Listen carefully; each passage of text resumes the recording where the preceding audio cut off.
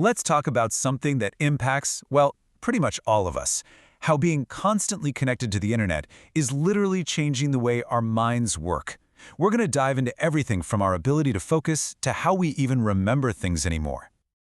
You know that feeling? You sit down to finish one simple task, and by the end of it, you realize you've also checked your email 3 times, scrolled through your social feed, and answered a text message.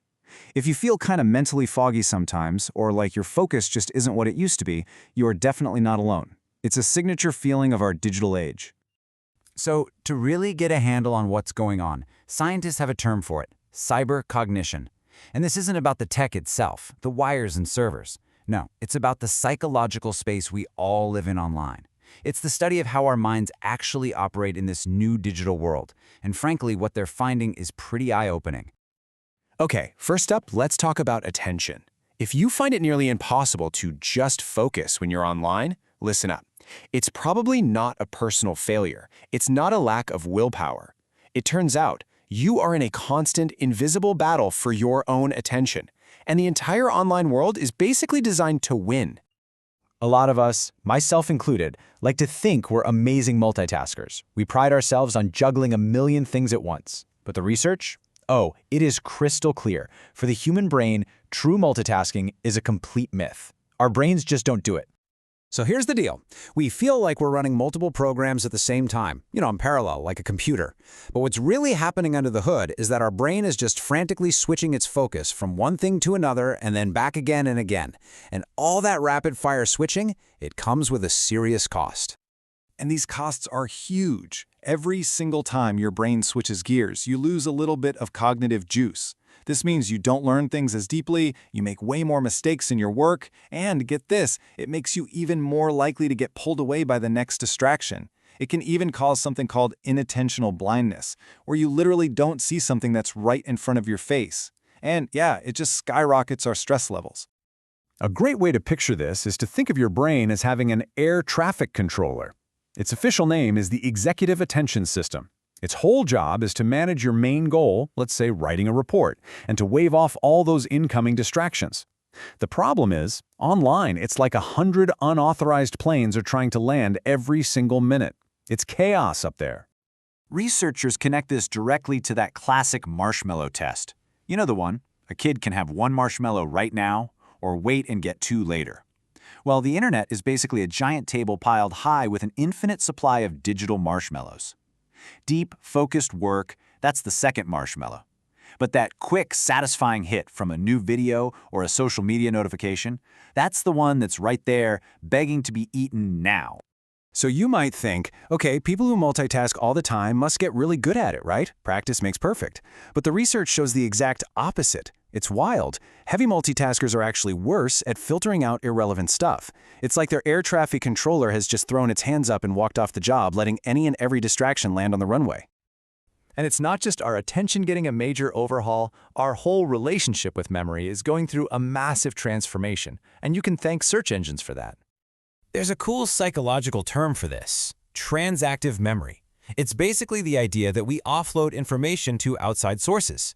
We've always done this with people, right? Like, I don't need to remember our anniversary, my partner always does.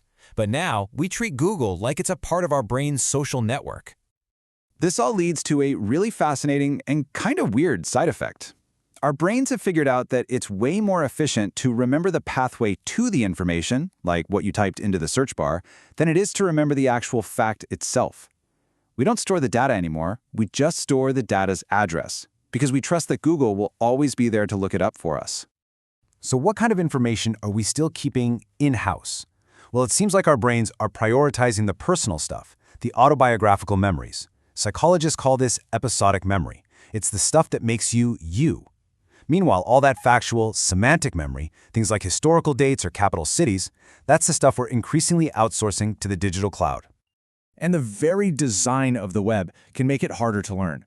When you're trying to read an article, every single hyperlink, every pop-up ad, every autoplay video, it all creates what's called cognitive overload.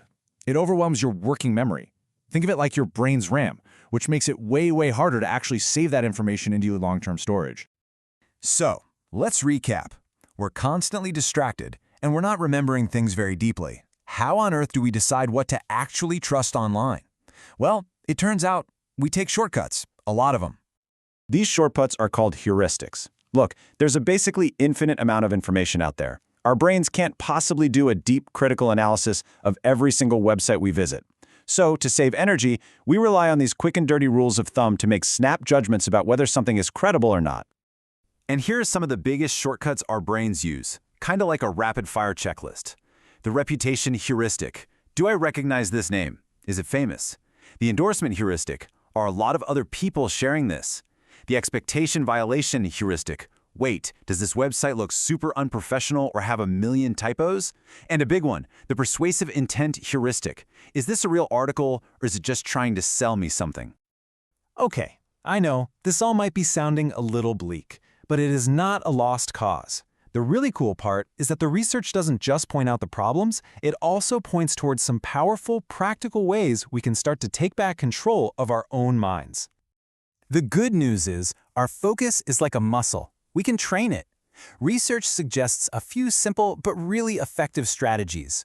First, actually schedule breaks away from all your screens. Put it in your calendar.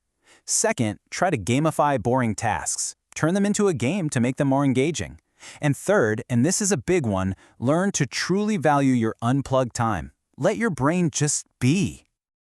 And here's a fantastic pro tip that came out of the studies. If you're going to take one of those tech breaks, a walk in nature is significantly better at restoring your attention than a walk down a busy city street. The quiet of nature literally helps your brain reset. And look, taking this stuff seriously isn't just about being more productive at work. It's critical for our actual health. Study after study directly links unmanaged, always-on connectivity to very real-world consequences, like higher stress, serious sleep disorders, and even symptoms of depression. This is important. So, we'll leave you with this last thought. They say a wealth of information creates a poverty of attention. In this new world we live in, your focus isn't just a skill. It is your single most valuable resource. So the big question we all have to answer for ourselves is this: who or what are we choosing to give it to?